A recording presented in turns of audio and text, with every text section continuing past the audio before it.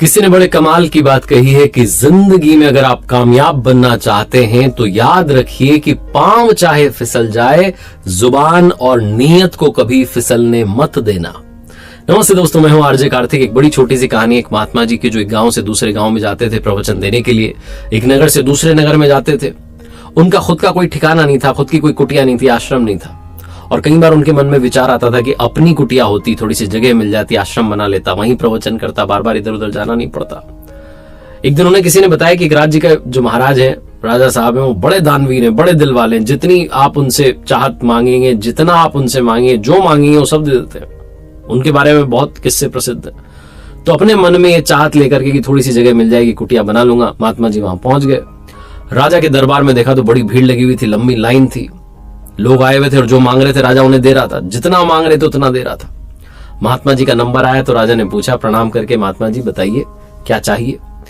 तो महात्मा जी ने कहा कि राजन, हमें रहने के लिए कुटिया बनानी है, थोड़ी जगह चाहिए। तो राजा ने जो अगला सवाल किया, सारा गेम वहां से पलट गया। राजा ने पूछा कि महात्मा जी कितनी जगह चाहिए। अब महात्मा जी के मन में कैलकुलेशन चलने लगी। पहले उन्होंने सोचा 1 बीघा मांग लेते हैं, फिर उनको लगा कि राजा बड़े दिल वाला है, 2 बीघा मांग लेते हैं, फिर उन्होंने सोचा 5 बीघा, फिर उनको लगा थोड़ा बड़ा ही आश्रम बना ले, बार बार क्या जगह मांगेंगे, 10 बीघा मांग लेते हैं। और वो सोच ही रहे थे कि राजा ने फिर से पूछा कि महात्मा जी बताइए ना कितनी जगह चाहिए। महात्मा जी बोल नहीं पा रहे थे, शब्द नहीं निकल रहे थे, बड़बड़ा रहे थे। तो राजा को लगा कि महात्मा जी को बड़ी जगह चाहिए, बड़ा आश्रम बनाना चाह रहे हैं, बहुत बड़े दिल वाला राजा। उसने कहा एक काम कीजिए महात्मा जी, आप पलट जाइए और सामने की दिशा में चलते चले जाइए। सूर्यास्त होने से पहले पहले जहां तक आप पहुंच जाएंगे वहां पहुंच के उस छोर से वापस आ जाइएगा मेरे पास। जैसे ही आप मेरे पास आएंगे, जिस छोर पर आप गए थे आखिरी, वहां तक की जमीन आपकी हो जाएगी। आपको जितना बड़ा आश्रम बनाना है आप बना लेना।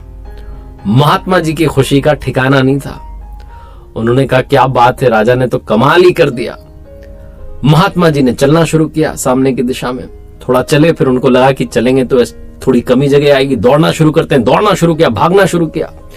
राजा को लगा कि महात्मा जी तो दौड़े चले जा रहे हैं, मैराथन जो उन्होंने शुरू कर दी है, रेस लगा दी उन्होंने। तो राजा ने अपने 2 घुड़सवारों से कहा कि आप पीछे पीछे जाओ, पानी का प्रबंध करके ले जाओ, प्यास लगे तो उनको पानी पिला देना। गर्मी का समय, दोपहर हो रही है, भागे जा रहे हैं महात्मा जी, ज्यादा से ज्यादा जगह कवर कर लें। जंगल के एरिया में भाग रहे हैं। घुड़सवार पीछे से आके कह रहे थे महाराज जी आप थोड़ा सा पानी पी लो। महात्मा जी, उन्होंने कहा समय नहीं है अभी। फिर वो आकर के कह रहे हैं घुड़सवार थोड़ा सा पानी पी लो, प्यास लग रही होगी, आप बेहोश हो जाओगे। बोले नहीं अभी समय नहीं है हमारे पास।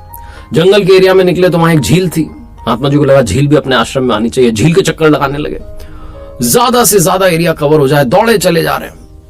फिर उन्हें एक शर्त याद आई कि वो शाम होने से पहले पहले पहुंचना भी था। देखा कि सूर्यास्त होने का समय आया था। अब वापस राजा की तरफ दौड़ना शुरू किया, भागे चले जा रहे हैं।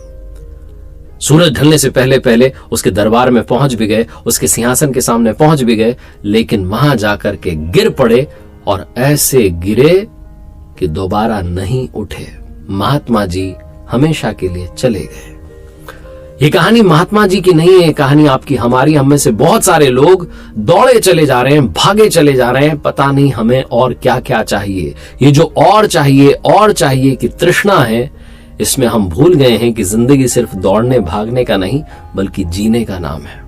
ये छोटी सी कहानी यही सिखाती है कि इस विकार से जिसका नाम तृष्णा है, जिसमें और चाहिए, इससे बचना शुरू कीजिए।